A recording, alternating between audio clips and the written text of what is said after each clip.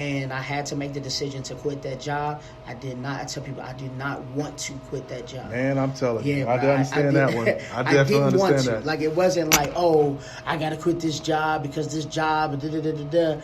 But it was like for my mental healthness, I had to quit it. Definitely. And when I quit the job, I mean, it didn't get better immediately.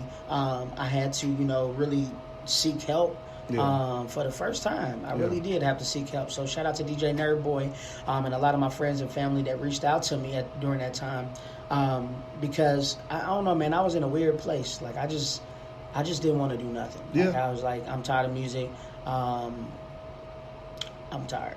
So, I mean, but you know what? Even with some things that you love, you can still get tired of some of the things that you love. Yeah, absolutely. You know what I'm saying? Because especially if you love it hard, you know what I'm saying? Sometimes you don't feel like it's loving you back, right. quote unquote, in certain aspects of it. So I can understand that. Yeah, it was frustrating. It was a hard time because certain relationships were falling apart. Yeah. Relationships that mean everything to me were falling apart, and I can't, like, if anybody knows anything about me, like, I love my wife. I can't lose my wife. I can't lose my kids. I can't lose anything in my family. If I do that, then y'all can have everything. Yeah. You know what I'm saying? I don't really care. You know what I mean? So, I can't do that. So, when those things was kind of, my relationships was kind of, faltering, I'm like, yo, I'm going to have to quit this job. I'm going to have to get this music stuff together because, I mean, I was still grieving. I'm going to be honest. I'm still grieving over my uncles. Like, it just doesn't feel right. You know what I mean? Yeah. So, but I got some help, man. Like I said, shout out to Nerd Boy, man. Nerd Boy sent me a list of just counselors. Yeah. It was like, I don't even care who you go to. You ain't got to tell me who you go to. Yeah. But look, bro, here, check this out. Yeah. So he sent somebody me, knew what you were dealing with. Yeah, he sent me all these counselors, man, and I actually did. I went to one of them, and then continuously, I'm still going to him as well. And I'm seeking that help, and he got my mojo back. You know what I mean? Tales Too Deep is back, man. Yeah, that's what I'm talking about. That's a powerful thing. Now, the thing with sometimes when doing something like that is you then understand when you make a statement like that, because it threw me off too. 'Cause I think I messaged you and was like, whoa, what's this? What's going on? Yeah. When you make statements like that, Yeah. it's then you start seeing the people that are sending you messages like, wait, what do you mean? Where's this coming from? Yeah. And it's just I just saw you. Like, I mean, you were good. And you have a whole lot of people that are reaching out to you. So it's, in a way, it's one of those things that makes you realize, somebody's actually paying attention. Yeah. You know what I'm saying? I hate to have to go this far to get that kind of attention, but right. But I mean, but there wasn't no stunt. Like, if anybody knows me, they know, like, I ain't got time for you know what I mean? I just don't have time for that. So I'm like, look, I'm going to be me regardless. So if I'm going to be honest with you, on social media, I don't really care how you take it. True. I'm just being me. Because the question on social media, on Facebook in particular, it says, what's on your mind? So if you put on what's on your mind, then if you judging it, that's on you. You can judge whatever you want. Yeah. But that's what the question says. So that's almost a trap sometimes. You know what I'm saying? It is. It can be. It can be a trap. I'm not saying it's not, but I'm just saying in particular, that is what the statement says, what's on your mind. So, and I'm like, well, I'm going to tell the people what's on my mind because sometimes you feel like you don't have nobody to talk to. True. And sometimes, you talk to the same people and they tired of hearing you. You know what I mean? So you speak to people and people give you positive affirmations. It's not always negative on social media. True. Sometimes people like you will reach out. Yo, hey, are you good? Like, if you need anything, let me know because I can't always reach you. But through social media is how we started our relationship. True. So it's like, oh, okay, cool. Well, let me reach him through here where I know that I can be of some assistance through here. So, people are crazy about social media and they want to keep doing all the negative stuff. Yeah. There are some positives to social media. There are a lot of positives, A lot of positives. Absolutely. Okay, now let's talk about your performance. Oh. The way that you perform. Uh-huh. Okay, so in this day and age of new age music, everybody on stage is cool. They can't sweat. They don't want to do anything. They don't want to dance. They don't want to do any of this.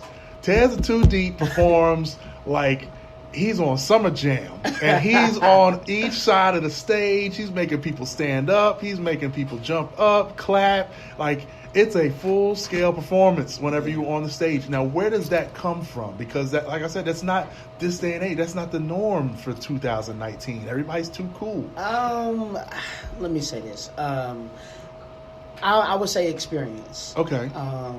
I've been doing music, man, for so long. Yeah. Like, I've been doing music, like, just singing in the choir, being a part of, like, drama clubs. I actually went to YPAS. I went to the Youth Performing Arts School. Okay. Emmanuel. So, like, you know, performing was always something that I knew I could do. Mm-hmm. I didn't know how good I was doing it, but I knew I could do. And I watched Michael Jackson. You know what I mean? I watched Beyonce. I watched people who entertain people. Chris Brown. Like, I watch those people and get inspired by James Brown and Prince. You know what I'm saying? Right. And get inspired by those people, even like Marvin Gaye, who could get up there and sing on a couch. Yeah. You know what I mean? Put a couch out there and sing you to sleep. Yes. You know what I mean? Yes. So, like, the entertainment aspect is something that I've always wanted to do for people because at one point I just wasn't the cool guy. You know what I mean? I was always somebody's friend or somebody's little brother. So, you know, me having attention on myself or whatever was not... It's not something that I had. So I'm like, how can I draw attention to myself with my music? Well, let's turn up. So, I mean, in my drama club that I was in, it was called YIKE. It was called Youth Improvisational Acting Club. Okay. Shout out to Miss Michelle and Miss Rhonda, rest in peace. And they told us at like a young age, we were probably like between the ages of 7 and 10, and they was like, no matter who you perform in front of, you gotta go hard. Definitely. Like, if it's 5 people in the audience, if it's 1,000 people in the audience, you have to perform hard because somebody is going to remember you. Yes. And then I kept hearing that everywhere I went. When I went to high school, I started hearing that when I heard it, and then I heard it again in college, and then online when I'm looking at stuff, I hear people saying the same things, and I'm like, I'm wondering why people don't do that. I wonder why people don't try to perfect their performance, because sometimes even if your music is not good, if you have a good performance, you can sway people to listen to your music. Agreed. You know what I'm saying? Absolutely. So Absolutely. That and I think people don't understand that your performance is everything. When you perform on the radio show, when you perform at church, if you're a pastor, you perform it. Not saying that you fake. I'm just saying you're putting on a performance at the time to get people to react to what you're saying. You know what I mean? So you're performing. If you're a teacher, you're performing. That is a performance. It's time to walk in the classroom and you want a certain persona when the kids see you. So you have to perform all day. So why not perfect it if it's music is what you're going to do? Why not perfect your performance? We were at this performance. We were, like I said, we were at Bone Thugs and Harmony. I didn't know that you were opening.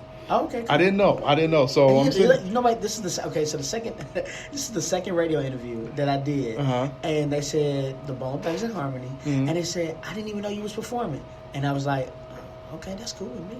Yeah. It makes it better to me. I like absolutely. So I said, okay, I've been following homie. Let me actually see if he's worth all this hoopla that I've been hearing about him previously. So, you know what I'm saying? I'm looking at him with a music performance aspect of it, because all this year I've been on stage with all these different artists, and I said, okay, let me see where he's at.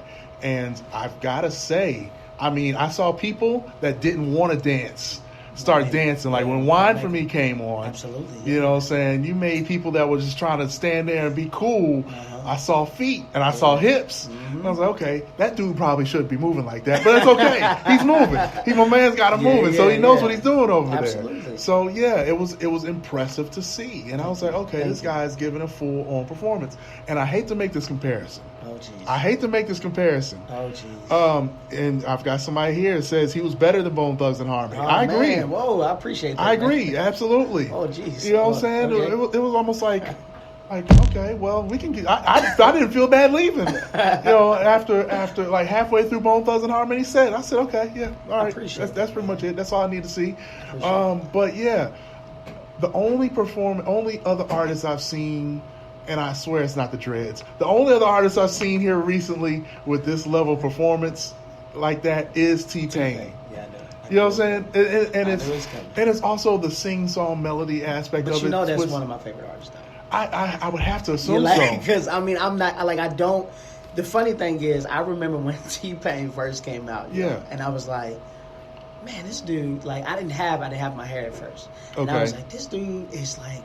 I think one of his albums called Rapper Turned Singer, yeah. And I was like, yo, this is crazy. Like, this is kind of like what I want to do. Like, so now you got to have like almost a blueprint to see like, okay, this is kind of what you do, you know, and it's how you do it. Now, I'm not big on autotune now. Okay. I leave that to Saint. If Saint wants to put me on autotune, I'll let him do his thing. But I'm not big on just doing straight up autotune.